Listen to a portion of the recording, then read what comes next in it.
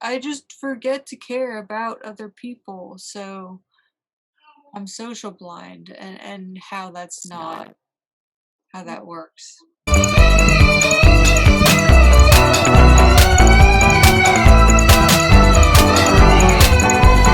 wanna get more from this.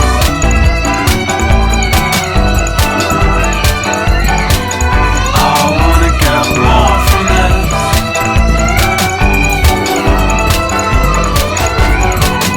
I wanna get more from this than you.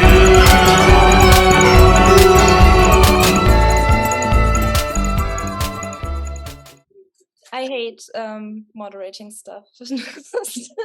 But so we're here today to record a video on social lasts, and the very handy thing about this constellation is that we have two social last sevens on the call. Chanti, who is sexual self-press 794, and roommate Omar, who is SPSX 794. So it could be interesting to contrast their experiences and see how the social lasts differ in their approaches. I actually met you, Sophie. Hello, my name is Shanti. Okay, and yeah. So yeah, you know me a little bit now, little bit, only a tiny bit. No, I think you know me pretty well by now. And yeah, I don't know. We talked like for a year or more, like every day. I mean, so in depth. So yeah. To tell some social last anecdotes about you. So what what I noticed about you is that you're actually, and I think you framed this as like planting seeds or sparks in people, that you're pretty extroverted and communicative and open with people. Like when we're going strolling through the city, you're engaging with a lot of foreign people and just complimenting them, just putting out little compliments, like you're seeing someone who has a cool hat and you're just complimenting them and saying, hey, I love your hat, or your makeup is so cool, or just talking to various people, what I would never do. And then I think you said that in this you like to inspire them for the day, and just give them like a token, like something to brighten up their day, and also to be memorized by them. And of course there's a little expectation to receive something back, to receive a compliment back and get your juice hit back to you. Or do you want to frame it differently? I don't know if I do that because of that. It's more like I'm constantly like on the search for like things that spark to me, like things that stand out from the boring norm or the gray mass. And then if I see something that I like, it's, I don't know, I just want to say that to people, because then then that's noticed, and I think if you do that, then people are more happy, and then I don't know, you leave, maybe you leave like a little seed, and then, I don't know, brighten up their day. But I don't think that I do it to receive something back. I think it's just maybe to be remembered, maybe that's not I don't want to put words in your mouth. I don't think you specifically worded it like that. I just thought that you often get compliments back then, because of course you're picking out the strange people especially, and the deranged, and they and just people who are interesting and who are also into your interesting style and persona. And then you have these sparks flying between the two of you for like a moment. And I think the playground there, the SP playground, so it's a lot of focus on little adornments or stuff, and but it's actually being used to get the sexual hit, for you Yeah, and for others? maybe. Because it is Yeah, like maybe. flirting in a way. Maybe a That's tiny and bit. that's what I was gonna ask too, is if Mhm. like that when you're doing that process for you, is it like a little tiny lightning bolt between you and that person? And then is Yeah, it like a something sense like of that. aliveness? Like there's something Mhm. about if something happens properly or there is something like that, Yeah. occurs that it like it brings up a sense of, Yeah, you know, like I said, like aliveness in that way. yeah, it's like a little fire or something. It's like a Yeah. spark. And then I don't know, I can like hold that a little bit with me and then, I don't know. I feed on those things, I think. Yeah, it's like I don't know.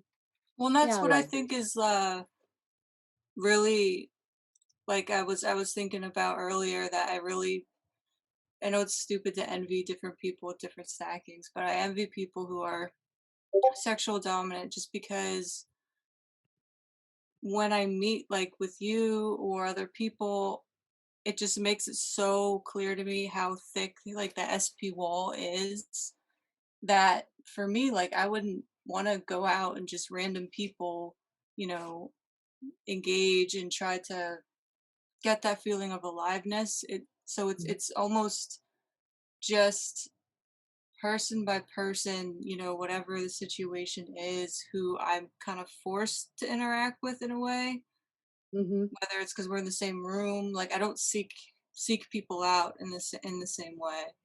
That mm-hmm. then if you're not seeking people out, there's a lot less likelihood that you're going to meet Receive it. someone, Yeah. right, Mm-hmm. who Mm-hmm. can activate that. And that's why I think Yeah. there's a lot more, for lack of a better word, like deadness and just weight with SPSX, because in a way you are still so far deep inside of your own stuff. You're not willing to scatter and kind of look for that charge. You're expecting in a way, oh well, card by card by card by card, different people, one-on-one objective interaction, like, oh, it'll come up. And a lot of times it doesn't. I don't know if that makes sense. Yeah, Yeah. yeah, yeah, it makes sense. I think yeah, yeah, you maybe miss the moment then.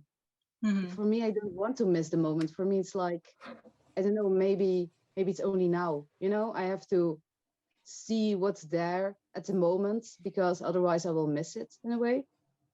Because maybe there's like a hidden treasure there somewhere. Mhm.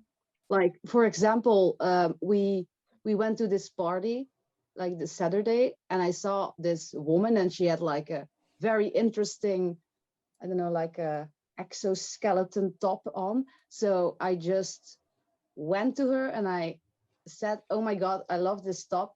How did you? How? What is it? How is it made?" And then she told me about the process, that it was like glue gun and that she made it herself. And I thought, wow, that's very cool. So I asked more questions, and then eventually I said, "Can I add you? Maybe I can make it myself." And she said, "Yeah, yeah, of course, of course. I will guide you through the process." So now I'm like making this thing, and I'm like sending her stuff, and she's like helping me the whole way. And for me that's like a plus, because now I have like this cool craft friend on the interwebs where I can like bounce my stuff off. And Hmm. so, Yeah. and if I didn't talk to her, then I had to figure it out all by myself. So I don't Mhm. know. Yeah, but Yeah. sometimes you can like it's like a hit or miss, because sometimes you have like crazy people you don't know, or boring people. So Hmm. yeah. Yeah. Yeah. Mm, mm, Yeah, I think we need to touch upon the crazy people and about and on the social naivety that can get you into situations with like creeps or people you would not want to interact with, and suddenly you're there and you're stuck. Um, Yeah, but that happens.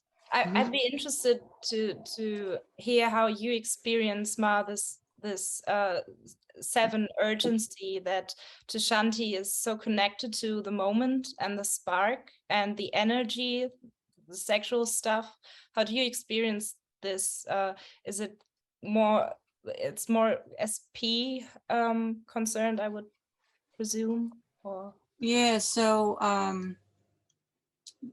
for me, like, so if I saw someone who was able to be making or had something that, I valued, I would kind of, I'd probably try to engage with them. And, maybe in a similar way that Chanti, like her thing then, or the person you meet is that she's the one you communicate with about these craft things that, like, at least for me, if I interact with this person and I either don't like them or I just get the sense that, like, there's nothing here, like, whatever we even try to, if we even try to have a conversation, that it's not going to work. That just kind of dropping it in a way, which is like why I say there's a lot more just being like, well, this is a letdown, and then just, trying to forget the person, put the, push the person away. Same time though, with 7, and that's why too, like, some of the stuff I try to separate it out from frustration stuff, because I know that gets mixed up. That there has been situations where the sense of like, well, what else are you gonna do right now? Like this person, like we have this store in the America called Ollie's, and it's just this bargain store it's trash. Like, it's just old trash that other stores didn't want.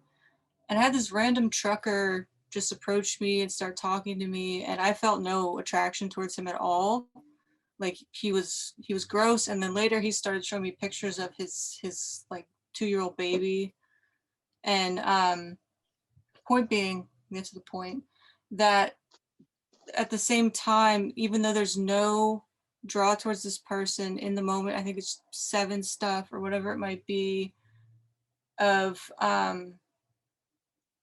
also some kind of eye towards your own attractiveness, if that makes sense. That, like, if I just shut down all of these people all the time, like if I'm not even trying to engage with this, then, like, that sense of, I think, deadness thickens and gets worse, and like that wall becomes even more, permanent there. That's why I say I don't know if it's just 7. I don't know if it's, sexual middle, but it's kind of also not caring about, in a way, what happens to you. That it's not necessarily pursuing the person. Then it's not, maybe that's a difference with SX Dom. I'm not caring about, like, this trucker dude. I didn't care about him at all. It was more just like, what else could this lead to? Like, what else could happen? And Yeah, something I have that happening is better too. than nothing happening. Yeah, that Yeah, it's yeah, but just like, yeah, I relate to that. yeah, It's not really about the person. I just like to see what I can get them to talk about, maybe. So I really like it when I like talk to them, and this person, maybe it's like this person is like not interesting, but still, then I try to get like them to say stuff or to like open up about something, and it happens sometimes when I start like a bus ride, and at the end I know that their son committed suicide by jumping off a building because of drugs, stuff like yeah. that. Like, See, I and just like, want you're to, the kind of person that I would meet on a bus, and they would get me to talk about that kind of shit. And then at yeah. the end of the bus ride, I get off the bus and be like, oh fuck, I wish I could be that open with people, and, like, get people to respond that much. Because it's like Hmm. you have that, like, that moment, that exchange of stuff, that if you Yeah. don't have the wall kind of, like, yeah, okay, what's the utility of this thing? I think that's the transformative aspect of SX Dom. Like, you Yeah. get people to open up and transform themselves in little fragments in the moment. You get to Yeah, I really like experience to do these that. transgressive situations with people, and that's Yeah, but the beautiful. problem, Yeah. sorry, so that the problem sometimes is then that this person thinks I want to be their friend or something. So then this person that I had like this, I don't know, deep thing with, they confuse this with, oh, she wants to be my friend now. And that is sometimes a problem, because then this person keeps like harassing me or following me, and then it's annoying. It's a And problem then I with have to, mind gut. If you had an yeah, HR fix, I think you would be better at handling this. yeah, because I don't want to be like mean or something. I don't know, because then I don't know, I'm like seen as mean, and I don't like to be mean in a way, but That still, sounds I like don't you know. care about people, Shanti. I thought social loss. Yeah. Yeah, I was going to get into the wall thing, because if we look at it metaphorically, then SPSX is the tangible, the wood or the mountain with a fire inside, and you can't really see the fire unless you're looking, or it's peeking out at some holes, but it's like burning from the inside. Whereas sexual self-press has this circle of rocks around the fire pit, and so the wall is still there, but it's actually inviting people to come into the fire circle and then be within the SP wall, dance around the fire with them, or lose themselves in the fire, and you're guarded within the SP wall. And with SPSX, it's harder to get to that fire, because you're just poking against stone. And that's why SPSX vibes like the type that's hardest to get to know to, because they're so insular and just burning themselves up internally, but not putting it out as bait. And what you're doing is you're putting out bait all the time. In a way. And Very specific bait though. Yes, it's very specific bait. And I think that's also the middle instinct being used to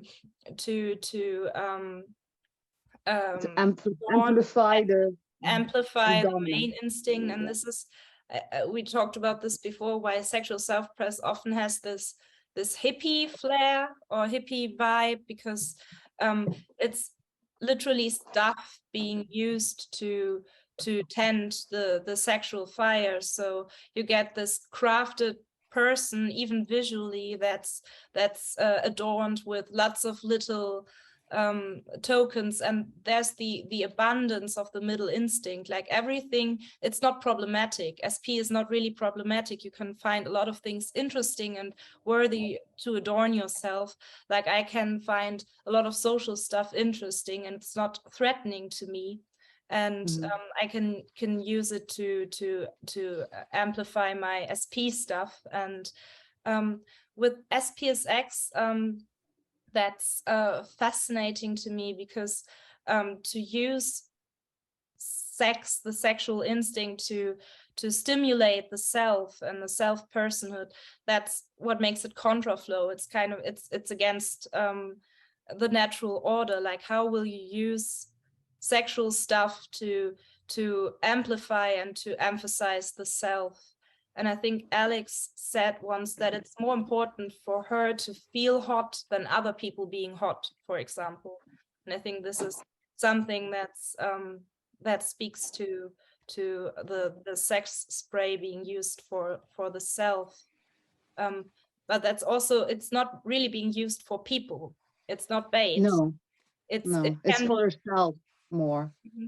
So she herself wants to be beautiful or hot, but it's not like the other people find her hot in a way. So it's like because other people aren't even in the circle. They're just falling down the edge, and it's her. It's about her, or the self.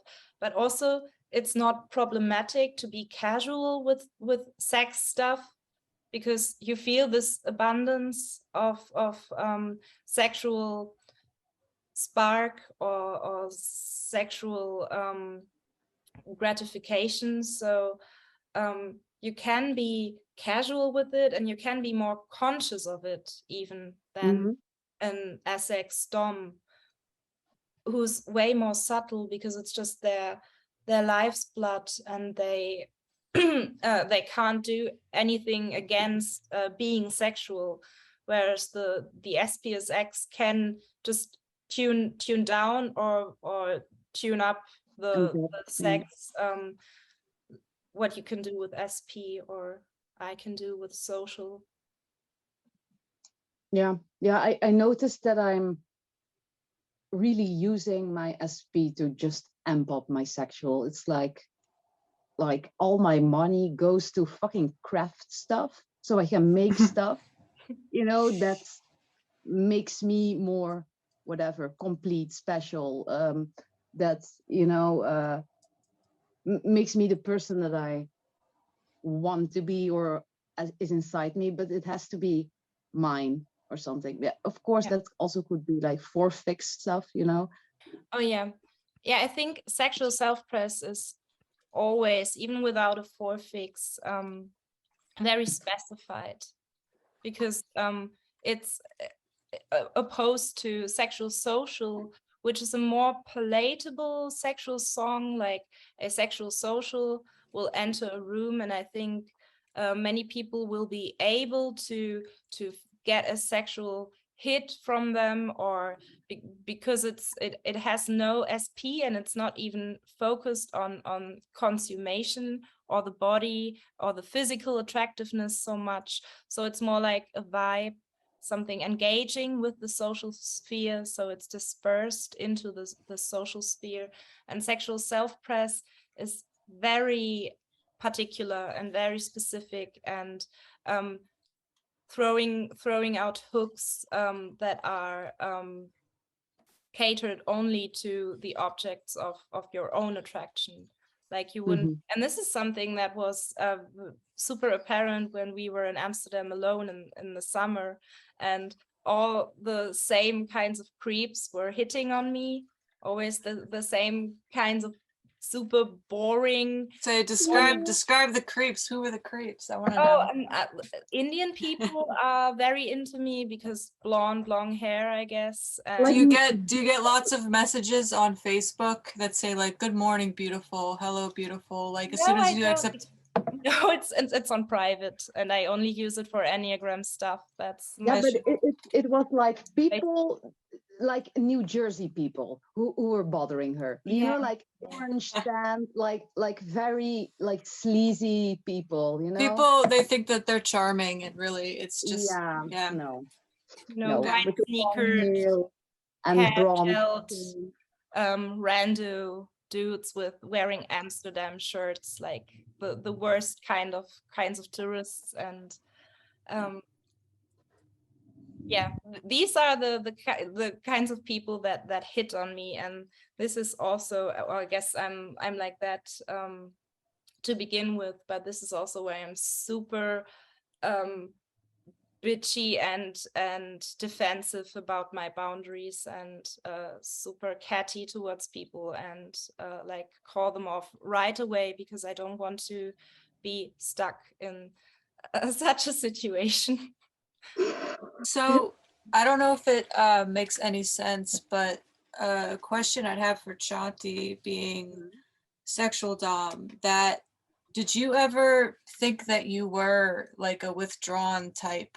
Because for me, I think part of the confusion that I thought I was a withdrawn type, because I think that SP dom and then not relating to people using SO, trying to relate to people with SX, and then SP, you know, giving them food or whatever, that it's like a fake withdrawnness. And then that's why it's interesting to me to learn more about like the actual withdrawn stance, because how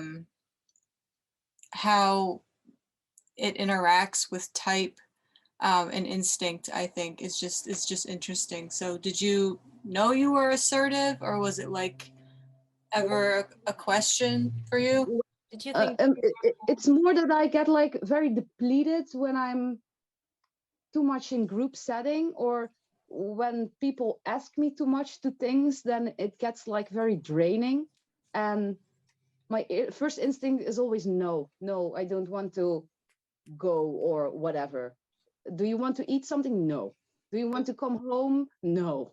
I know, just no.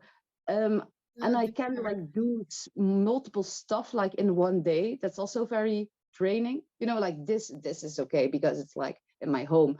But yeah, I can like go out. Like if I have like this friend, this 8, and he just like fucking calls me like out of nowhere, come with me to this fucking festival or party or whatever. And no, with all these fucking people that I haven't met before, no, I can't, fuck no, because it's fucking drains the life out of me. So yeah, in that thing, maybe I was like more withdrawn, but yeah, of course, like 2 withdrawn fixes would, like do something like that. Mhm. Yeah, I was like in a group setting for like an Enneagram workshop once, and the teacher, she said to me like, why aren't you speaking up more? Why aren't you like more part of the group? Because you know so much about this topic, you should voice your opinion more and tell, teach them the group. But she said it in front of the fucking group, and I was like, no, I don't know. I don't No. want to fucking tell all of you fucking plebs about something because you wouldn't fucking understand it, because you're all fucking mistyped here, and I can't see that because that's a fucking problem. And then the fucking teacher gets mad that she's fucking, yeah, no, I can't. So So that yeah. I don't know if this is a good example or not, but what that made me think of is, in general, something that I just thought was kind of normal, but trying to learn that it has anything to do with social blindness. So in the past, for various issues, whatever, I've gone to in-person and online group meetings.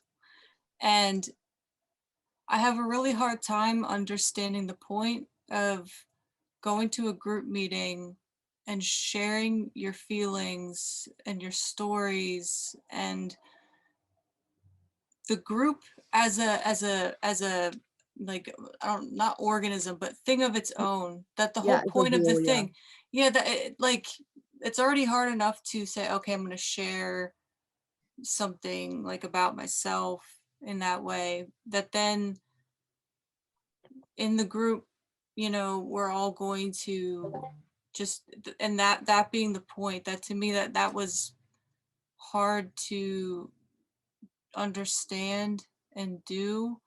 Yeah. And I would almost get annoyed, and that's why, even too, with being, more withdrawn, or if you're someone who's assertive, that there could be, like 30 people online in one of these groups, and no one like bothering to talk or say anything or do anything. And Mm-hmm. even though, like, I don't have anything I want to share with these people, like, I don't have anything to contribute, just the feeling of like, well, someone's got to do something, like someone's got to share something, someone's got to throw something out, Mm-hmm. and try to make something happen, or we're all just kind of sitting here like staring at each other. And then that is um awkward.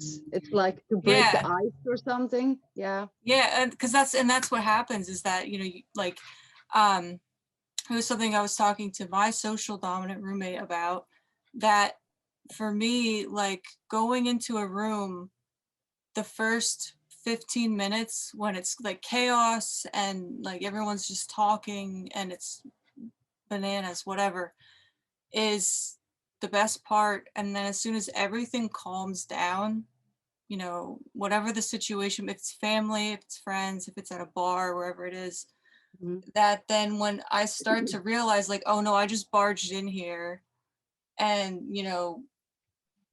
acted like an idiot usually, that then when I realize all the social stuff of like who's talking to who and what group I just interrupted and all of this different stuff, and even in those online groups, that just because you feel the need to just, and make something happen, because it's Yeah. just like this dead thing of people complaining about random, their doctor said Yeah. XYZ, whatever it may be. Yeah.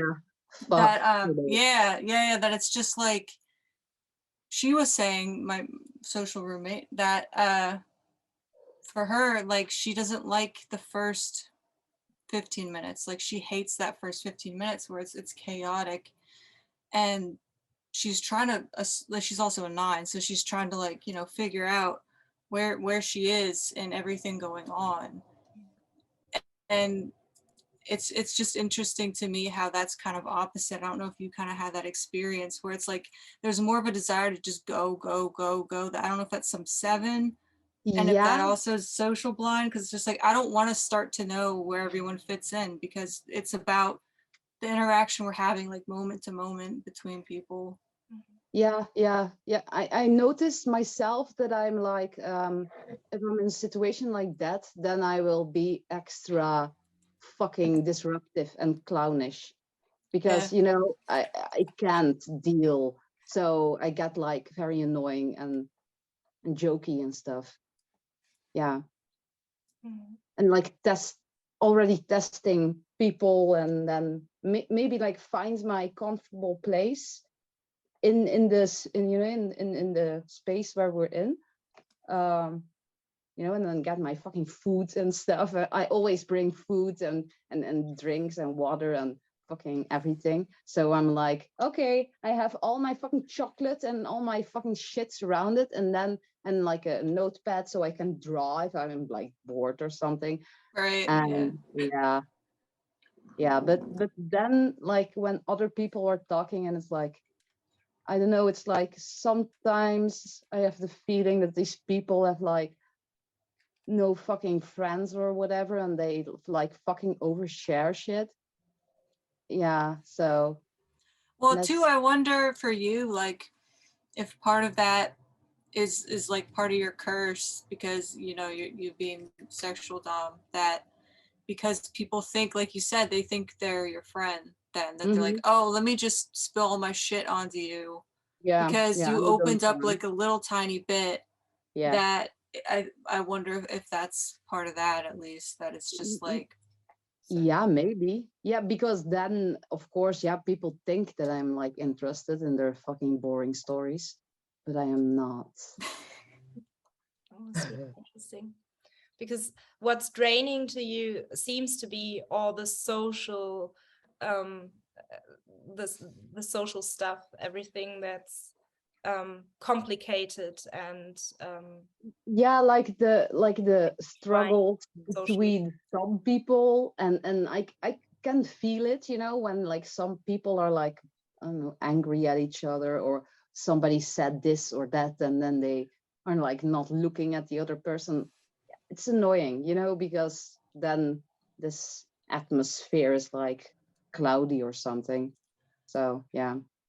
there's, I think too, I don't know if you experienced this, but just a lot of like agitation. And like growing up, I thought, once again, this is why I thought, because I paid weird attention to social instinct, that I thought I was social dom, just really bad at it. But I always thought there was like some little piece that everyone else knew about that I missed out on somehow.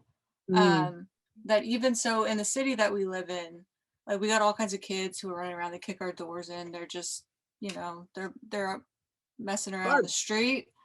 So That, fun. yeah, they like smashed a pumpkin against my car. It was great. It was Halloween. So fun. Um, Oh, Halloween spirit. but Yay. it's like I get so agitated, not because of what they're doing, because I'm just like, they're kids, you know, whatever. Um, but it's that, like, I feel like there's some kind of community dynamic that like I'm supposed to be engaging in that I Mm-hmm. don't care about, and it just Yeah. like pisses me off that it exists. And it's probably made up in my mind that it's this like, Yeah, but it's draining yeah, because it's like yeah, this vague thing. Yeah. people have like expectations of you, you know, that you, Hmm. I don't know, fucking want to know about their Right. fucking house or their fucking family or whatever happens to their fucking kids or what they ate. You know, no, Right. Right. no. And sometimes I just try to break it with something that they told me earlier, but that is like deeper or something. I just like ask them, or something that they love, that I know that they love, and then I would just like throw that in, so they would get like distracted from the boring story.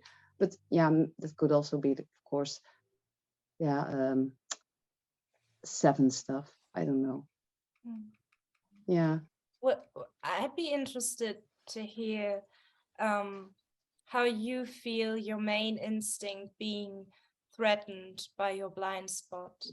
So what does it mean for you, Chanti, to express social and be available and be palatable and be engaging with all these complicated things? How do you feel this threatens your sexual display, and how do you feel, Mar, this threatens your resources and security and well-being if you would express more social?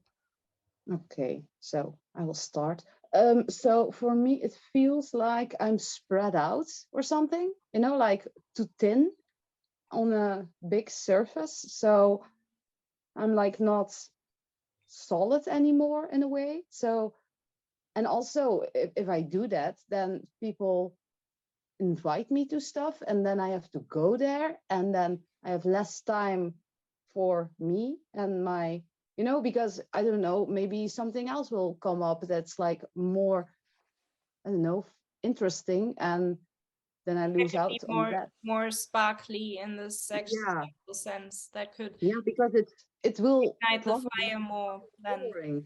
than the social stuff that you committed to, and now you're Yeah, and I'm stuck there, you know. Mhm. So yeah, but of course, yeah, that's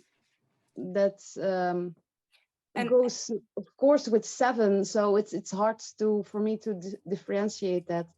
yeah, but would it also threaten, like would you feel like you become too bland or Yeah, like relatable or not specified enough to attract what exactly you want to attract, the kind of yeah, person, the kind of situation, and it's happen. watered down, it's all watered down. So if I just behave, you know, like I should, then it's like a watered down version of me, and I don't want that. So I will not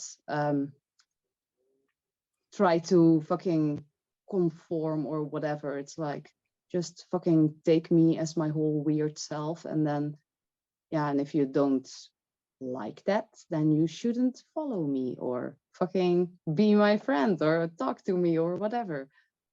Yeah, but it also ties down with the SP stuff, because then, you know, it's like my time and my fucking comfort, and then I have to go there, and then I'm tired, and I will miss my night. So it's like all these things too, Mhm. you know.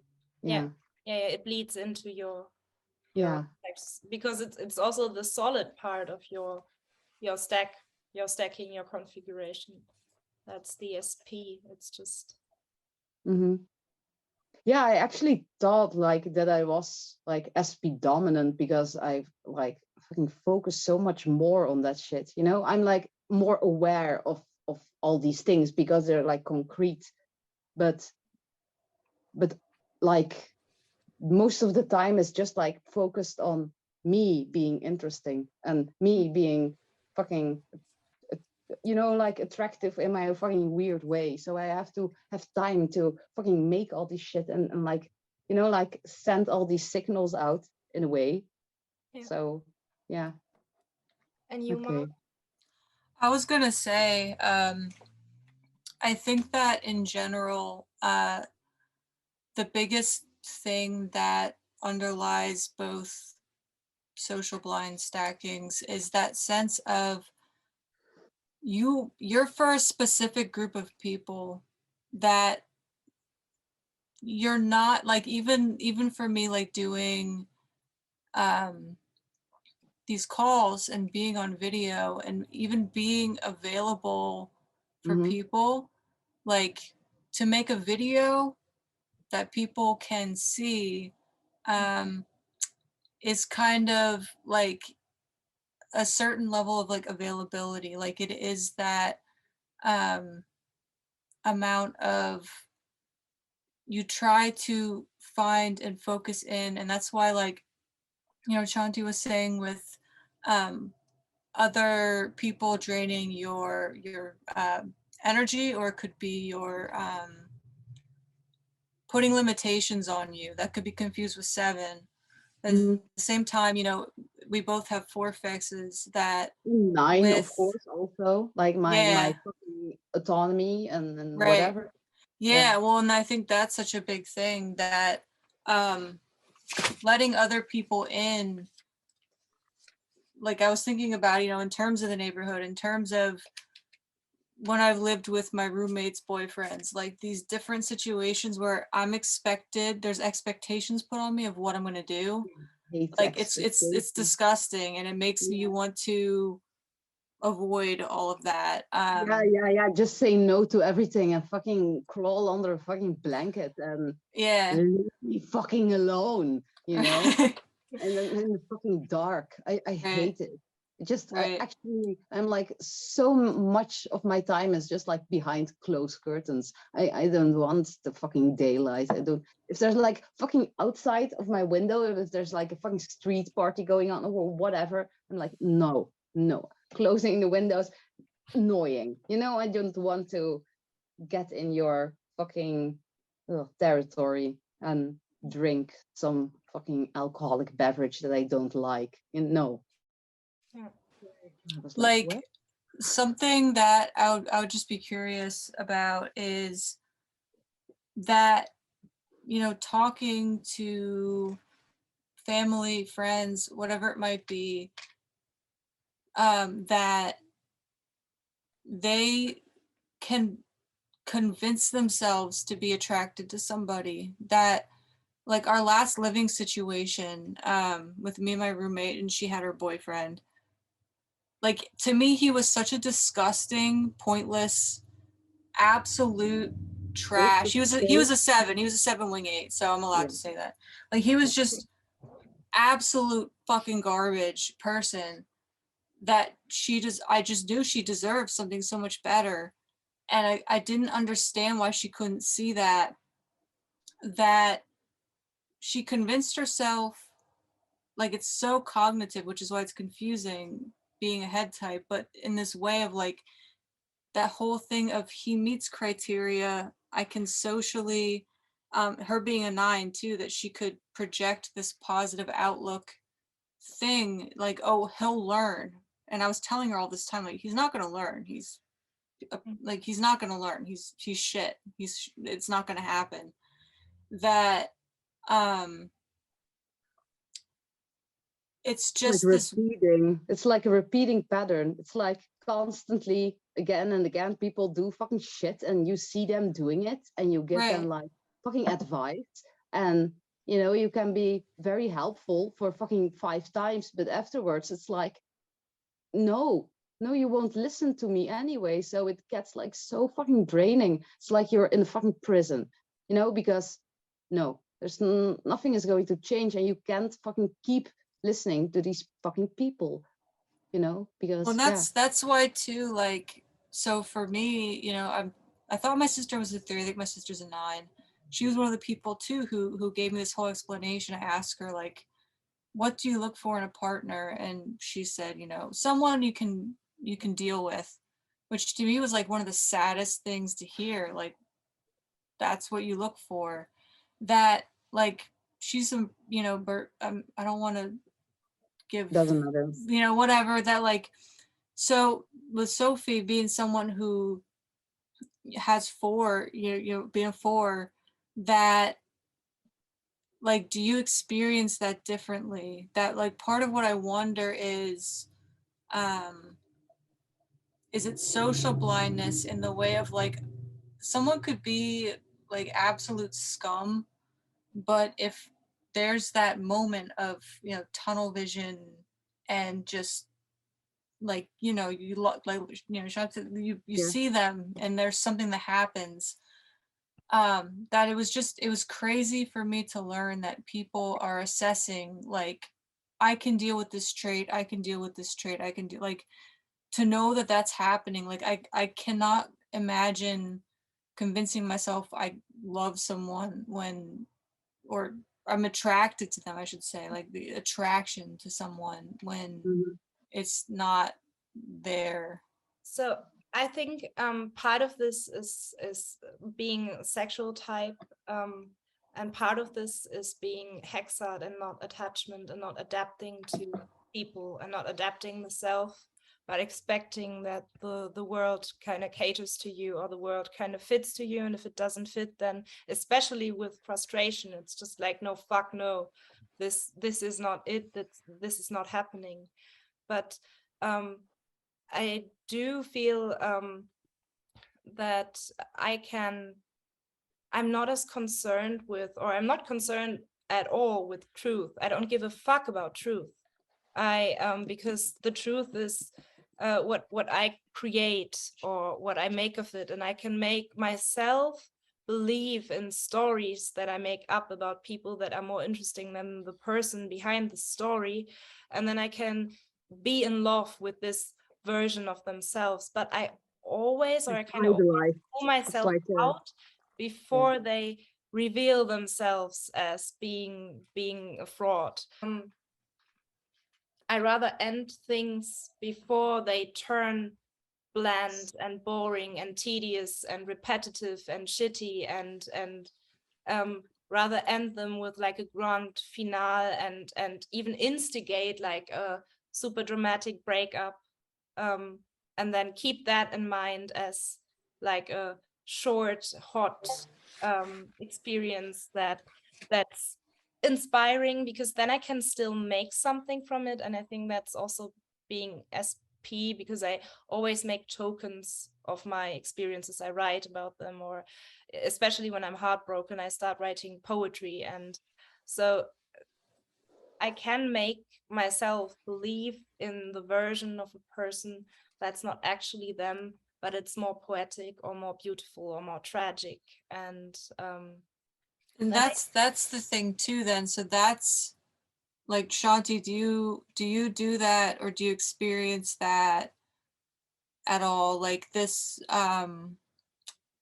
imagining, like, and romanticizing in Oh a yeah, certain way. Like, I don't want to put yeah. words in Sophie's mouth. Like, No, I don't no. I actually do that a lot. I fucking make everybody better in my head than they actually are. But it's not like that I wouldn't actually want fucking create like fucking drama or something just to have a nice ending. I wouldn't do that. I would like try to hang on if I feel that there's still like, you know, the spark or whatever. So yeah. I wonder if if part of it also relates to frustration, because to me it's like I have this knowing that anything that's happening is, or everything that's happening is eventually going to end in disillusionment and disappointment. So I'm just not focused on that. yeah, I am. So I try to suck it dry as long as I can. And I always have these cycles of idealization, and it's like an infatuated high with something or some person, and then it's followed by disillusionment and boredom and resent and ultimately rejection on my end. I reject and I pull away, and It's also melancholic nature, like because you like know that it's going to, you know, something is going to happen, you know, in a way. negative outlook stance for sure. Yeah, but yeah. But it's also, so I rather believe or enhance the lie as long as I can and live it as long as I can, and then I know it's going to shit anyways in the end. There are definitely like times when you meet someone that's like like you really click with, and then it's like they make you feel alive. But I don't experience it as consistently as, like, it can be harder to find someone like I that. So I cannot. don't experience it as consistently as Shanti does. Do you hunt for it though? What? Do you hunt for it? Do you deliberately seek out someone to have tunnel vision for? Like when you go somewhere, are you on the prowl for people, or are you not, because you're not on the prowl for interpersonal connection to begin with, maybe? I think usually lately when I go out, then it's mostly because I'm going outside to write, so not necessarily. To socialize, yeah. Yeah. Yeah, Yeah. I wouldn't call it socializing even. Like the on the prowl for people. That's, I don't know, that's actually nice. The thing that you said, because yeah, it feels a little bit like it. Yeah. Yeah. Yeah, to me, I feel this, and I would never actively look for someone to be like obsessed with or to be infatuated with. But if it happens, and that's really super fucking rare, so this has happened to me especially since I've grown up and passed my young adolescence. Like I feel I've becoming more and more disheartened with people in general, and it's way harder to pique my interest. So this has happened to me in the past 5 years, like once or twice. And in I my do. 20s, there was like this big empty void of people where I felt such a social apathy that I really just didn't want to socialize at all or meet new people. And I thought I had like passed my social prime, or like my prime of interesting people, when I left my scene at home, or like the because we had like an interesting friend group going on there, and then everybody went their own ways, and I felt like, okay, this was it. This is, you will And never there's find people even never going to remotely be. interesting. Everybody was opening their mouth, and it felt like there was coming air out of them, and nothing more. It was just I do feel like I look for something to be infatuated with in a way, but it can be like difficult to find actual people who are interesting. So it's like I can be kind of looking for it, but in more indirect ways. Mhm. Than, because it's not like because it can be hard for me to like find someone mm, or Mhm. so But but these persons don't have to be all. It doesn't have to be that this one person is everything. no, That but fits all fucking boxes or something. no, For me, not it's just like, possible. Yeah. yeah, for me, it's just seeing what's interesting about some people, and then I don't know, I want just to collect the interesting parts of them, but I don't yeah. want to Well, I get that. do. Yeah. Well, I can be a bit more that once I find someone who does interest me, I can get very like attached to this person and kind of get a bit like maybe um like Like I want to obsessive. like yeah, so I can like funnel all my attention into them, but and then that can also be problematic because it's like um well, actually it varies a bit because there's some awareness that that if I talk with one person, there's a risk that they maybe get bored of me. Mm. So, And then you lose but them. but Yeah. still, but still, it's like even though it's like I can think that maybe I shouldn't be that too clingy or too needy with one person, but I can still get very attached and kind of obsessive with someone. Damn, that Mhm. 6 compliance wing is fucking you all up. Like that's the same for all of you guys. Yeah, fucking sickly. Yeah. That's what I was gonna say too. If you're thinking about, synflow versus contraflow, that I'd wonder with, Shanti, that it's like starting all of these little tiny fires Mm-hmm. where you can, and getting like, you know, each little match that you light is a little bit of something, right? Mm-hmm. That with contraflow, like it fucks itself over basically with somebody can have like a really strong impact, but to reach, you know, that core with, because if you think about, you know, if the SP is the wall that's keeping, limiting things coming in, that it's, to me, I would think about it in that way of how then you're not lighting all those little tiny fires. So then not even, you know, if you use your middle instinct to like integrate your blind spot, that you know, SPSX not even properly using how those people come in to really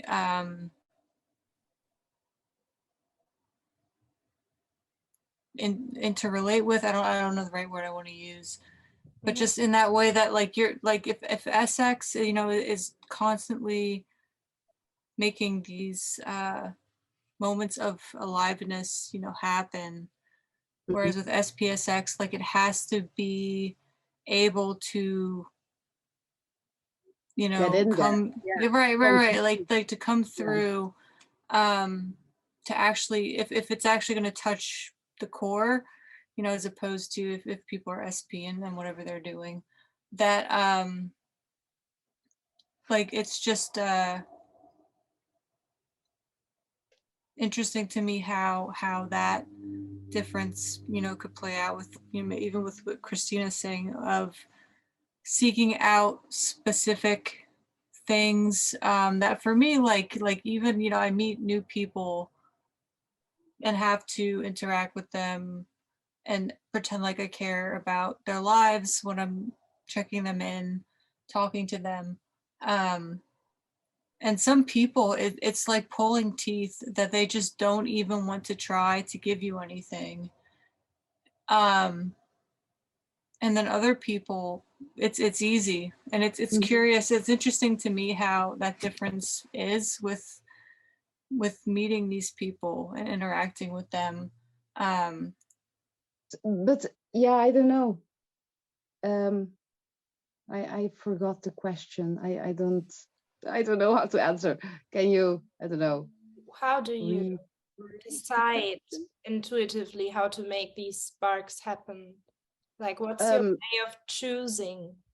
okay, so the person has to have something interesting about their looks in a way, and or be different, or I don't know, like, or maybe they just smile at me, you know, that could also be like an instigator, like or they compliment me, or they look at me a certain way, like something like that.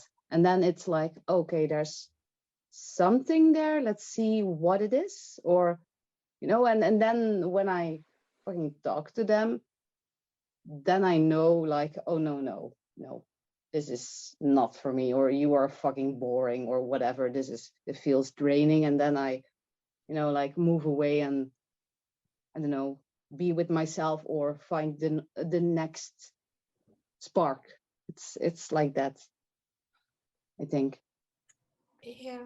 What I find interesting, and I wonder if this is also a compliance wing thing, that you also engage, or you are helpful a lot to people. Like, as soon as you see someone in the tram who needs a seat, I'm not even registering it, and you're already standing up offering them a seat, or you're helping down an old lady, helping her down the stairs, or stuff like that. You have a surprisingly good rapport with kids because they take you as you are, and you can just be weird with them. And this is, yeah. Right. Can I just make a quick side note? I don't know if it matters or not, Doesn't but matter. with with kids that something that I don't know if it has to do with social blindness. Like I've said, you show up to a get together, a party, whatever it is, and like you're supposed to sit with all the adults who are talking and Playing their game. Yeah. right. That Yeah. like I always end up just, Kristen has a niece and a couple of nephews, and we just go find charcoal and like draw all over everything. That I would Yeah. much rather just be with kids who like they don't care. Yeah. And it's True. that whole thing of you don't have to do this positioning or this for lack of a better word, like caring. Like I try to ask her mom, because her mom's like my second mom, like how you doing, what's going on, etc. But I don't really care. Like I'd much rather just like hit someone over the head with a pool noodle Yeah. and just whatever, like things that don't Yeah. that don't matter in those situations with just hanging out with like 10-year-olds. Yeah. It's way easier. And also it's fun because they they come up with all sorts of new stuff. It's never boring. It's I don't know. It's way easier for me. Yeah. Yeah. Yeah. Our other resident SPSX is also a teacher who works in teaching. So I think that there's something to it with the rawness of children and the lack of a greater social realm. It's just Mhm. you and the child in the moment. And it's also always set to 0 once you start anew with them. Like every day is the reset with children. Oh yeah. And Yeah. Yeah. Yeah, and adults are way more stuck in their ways. They're way more rigid, and I don't know. Also, It's it tends hard. to be more boring. Yeah, boring. And also they have this baggage that's weighing them down in a way, and yeah, with kids live in the moment, and that makes them more sexual in that regard than most adults, because they just never, or very rare, very few people can ever be in the moment. To me, I think it's only possible with drugs to ever be in the moment. Yeah, this Huh. is so SPSX, and I would like to get into these visual identifications also, because I do think that that once you nail it, to me, the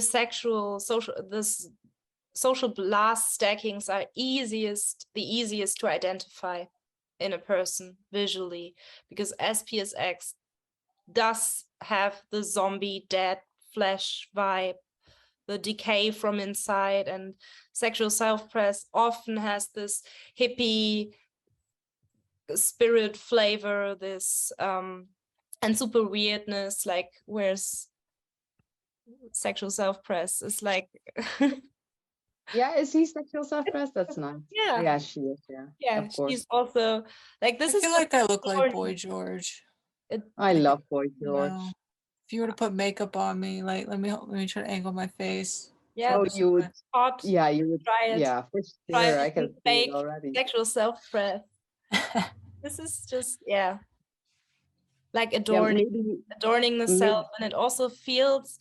Alex said, and this I liked also very much. Alex said that sexual self-press feels young, and SPSX feels old. Like SPSX has old 50-year-old man vibe.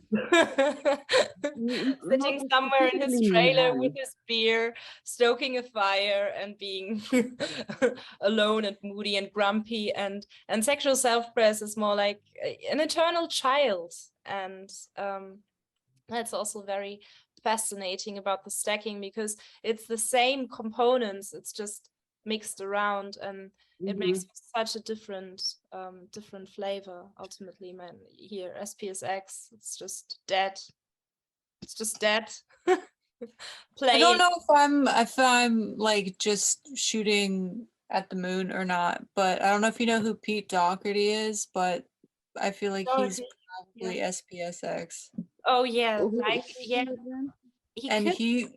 he just like got off drugs and just I feel like he's probably also a 7, and I feel like he went full gluttony 7, like he ate himself and +1. I forgot how he looks. He What was is his friends face? too with Amy Winehouse, but Of you know, he course, managed to yeah. Yeah. not die somehow. It's probably like the 9 fix. Yeah, he looks 9 fixed for sure. He looks like a weird DJ or something. Maybe could this be her? But yeah, I also feel SPX from this.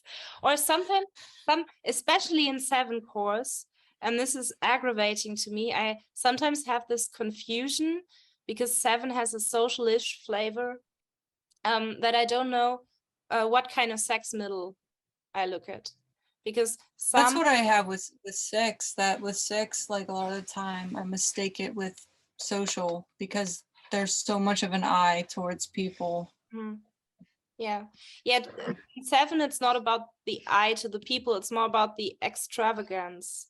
That's Yeah. like I've seen people typed SPSX 7 and they're wearing all the social dom cues like hats and earrings and all this kind of stuff.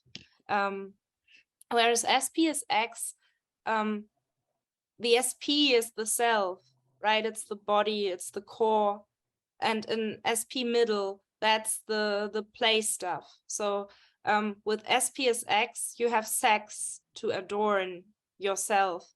And there's not much to adorn the self with if you're talking energy. So it's more like a vibe and something that feels unsteady or more unsteady than SPSO. But sexual self-press therefore has this super overt decoration, self-decoration style. But with SPSX, it's often more because this to me could be it's he's wearing hat and suit and yeah, so it's hard to tell. But also he looks like so socially dumb that how can this be? Yeah. What did you think his stacking was for him? So Mar proposed SPSX, and I think that makes sense also from what I know about him. SPSX. And yeah, like I had originally thought he was like a social self-preservation 9, and you know, watching stuff, talking, that the opinion going towards, like I could see him as a head type and understand that, and him being like a 7, and then just sometimes I guess it's hard for me to, like I said, you know, earlier, to spot what's social blindness versus just people being, you know, on 7 years. drugs. Oh yeah, yeah. Right? Like what that, like that's why originally too I'm just like, how is this not just a social 9 who's on drugs? Like Yeah. what, you know? But he doesn't seem withdrawn to me in the first right. place. He doesn't have withdrawn eyes, or he looks alert or kind of alerted, or there's an underlying anxiety.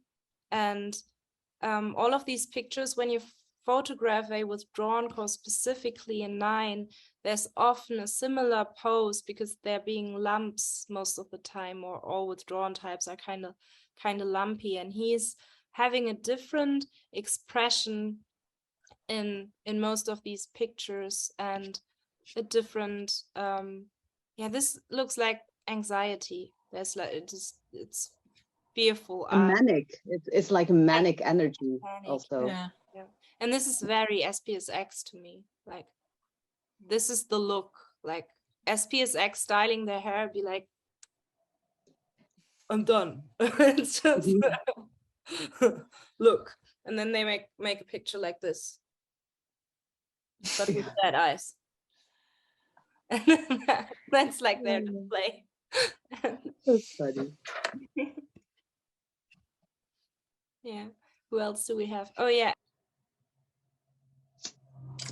Oh, wonderful Dum Dum 953. He also has like this. He also never really looks at the camera. He's always kind of avoiding it. And he looks overwhelmed with being on social display every time. Me and Kristen, my roommate, we were watching like a couple weeks ago the extended cut of the Two Towers. And there was some dude that was probably a fucking 7 or 6, and he was just like spitting out energy.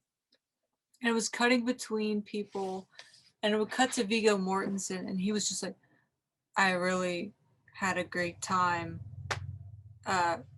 on the Lord of the Rings set. I haven't had a better, that it was just so stark and weird that it was actually while ever we were watching it, Kristen went and looked up if anyone ever, you know, tried to figure out what his type was.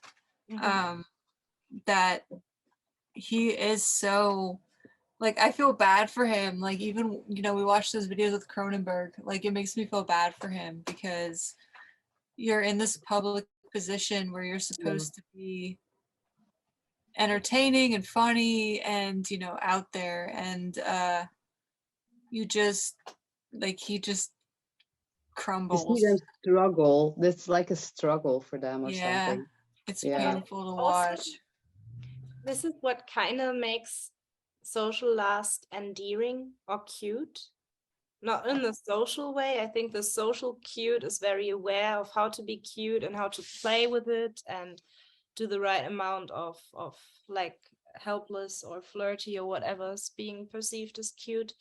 But social lust, with this overwhelm and this rawness to them, feels childlike, and you kind of want to help them out. Or to me, with social, it feels like I want to drag them away and just put them out of their misery, but also talk to them because it's kind of it has a charm, and it's also very Innocent or exploitable, something. I think. I mean, like, maybe we could focus on that stuff for the end of the video, because I don't want to do another one after this. So we have 5 minutes, but haven't you ended up with like creepy people in your apartment because you Oh yeah. let them Yeah, in for sure. clothes and stuff like that? Like, social lust is very exploitable, because they can't read other people and their intentions as well. Yeah, I've ended up. How does for that sure. show up for the both of you? Well, yeah, I've had that happen lots of times actually. Yeah, tell me if your blind spot fucked you without lubrication. Poof. Well, that I have had this, you know, like I don't know, like friends or something, but they, I don't know, they fucking cross boundaries like way too often, and then it gets like too much, and I can't fucking handle them anymore, or they act like fucking abruptly or whatever, and then I'm like stuck with them, and that's very annoying. So it's, for me, it's kind of hard then to they would have to push me very very far and hard to shut it completely down and like completely shut them out of my life in a way, because I don't know, I still see the good or something in them in a way, but then they fucking ruin it. For The potential. fire. The potential and the fire, but then they fucking ruin it every time. So it's hard to, I don't know, to Yeah, I fucking, remember when you were being like literally harassed by this yeah, yeah. ex-friend of yours who Mhm. was like spamming you voice memos for 4 days straight. Oh, yeah, And they were that like one. Yeah, no, ongoing, not 4 like days. It was 20. way Yep. longer. Yeah, Okay, but that was like the culmination, I think. And this was really fucking, that was terrifying, actually. I would have yeah, blocked. And and you were like, yeah. Because it was hard because I knew what she was, what kind of person she was before. You know, before she turned insane or something, and so I still wanted to help her in a way or listen to her or whatever, but she was so fucking draining. And sometimes I could see like the old, you know, like her old self shining through, and I was like, yeah, you know, that was the fire that I loved so much about you, but you know, it's completely tainted now and ruined. And yeah, and eventually I just it's had to stop it. fascinating because I think people will mistake this for attachment. But the good Samaritan of social lust. Do you want to say Yeah. something about that, Mar, real quick? Do you? Oh, the only thing that I would really want to say is, for me, it was experiences of, and so I was curious with Shanti, you know, too many people coming in, of just not enough letting people in, that at some point it's just a sense of, like, no, like no one's coming into the space. And when you do have connection with people, it being really direct and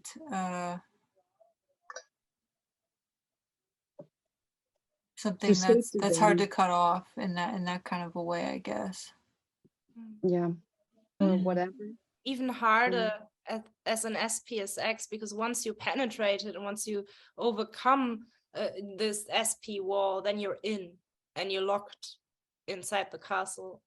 Whereas as a sexual self-press is kind of a larger circle around. Mm-hmm. Yeah, it's just harder for me having the comparison of sexual self-press and self-press sexual. I think self-press sexual is way harder to approach or to get behind this wall.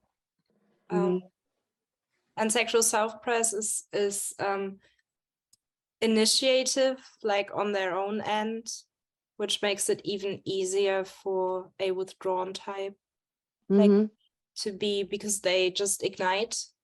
But with an SPSX and my withdrawn combination, it's yeah.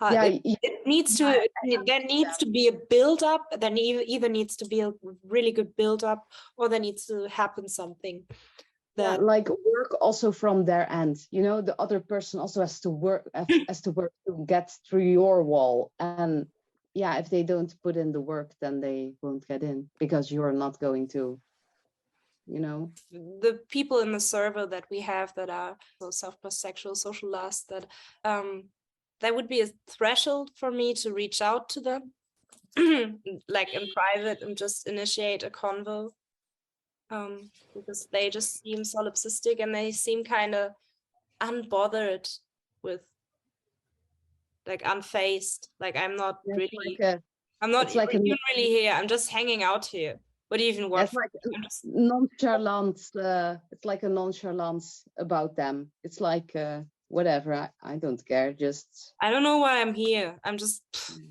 good food or comfy couch, whatever. That's why I'm here.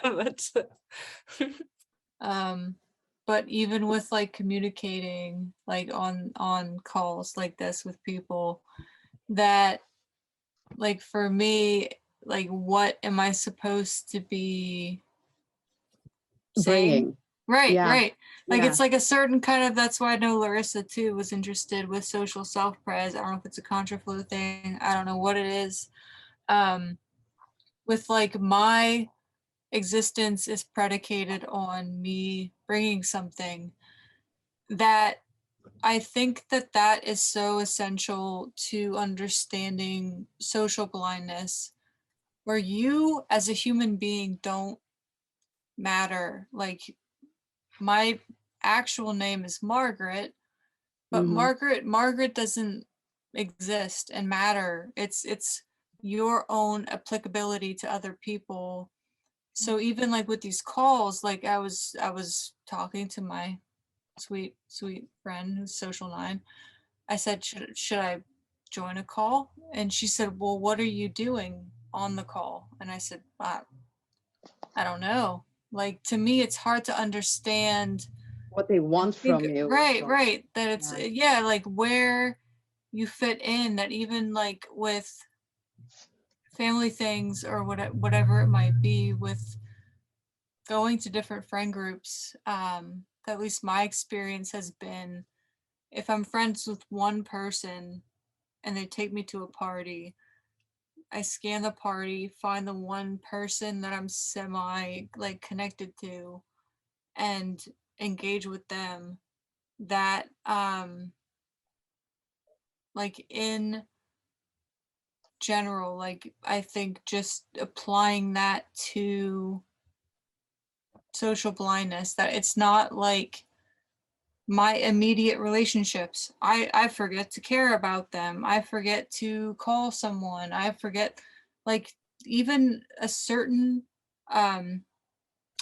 arrangement of yourself within a pyramid of social. Spheres or something. Yeah. Right, right. Like you know how that even works. Yeah, Oh, for me also, I just fucking show up the same everywhere. I right. will not uh change my way of talking, like wherever I am. You know, I will just act the same and do the same things. Yeah, so Yeah. yeah, that's probably Yeah, there's also. no social placing, no I conscious mean, of I asked my boss about fucking you know, like the thing that you don't get pregnant with. I forgot the name. The thing that goes inside of your your ID. uterus.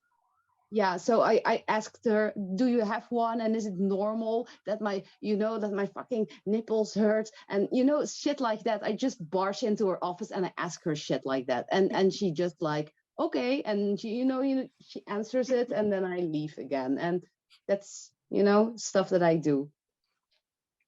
In particular, men who make all of these assumptions about how they're social blind, and I'm guessing they usually don't have the balls to say they're sexual dominant, so they'll say they're self-pres sexual. Like they're trying to basically say they forget to care about other people, and they're so focused on, if they're self-pres sexual, on their money and their organization or whatever it might be. I get the sense that that's just like people maybe in general aren't feeling as comfortable saying that I'm a 4, I'm a 5, whatever, that they'll, you know, put themselves elsewhere. That they won't Mm-hmm. say like I'm a sexual, you know, type. That they might say like I'm self-preservation sexual type.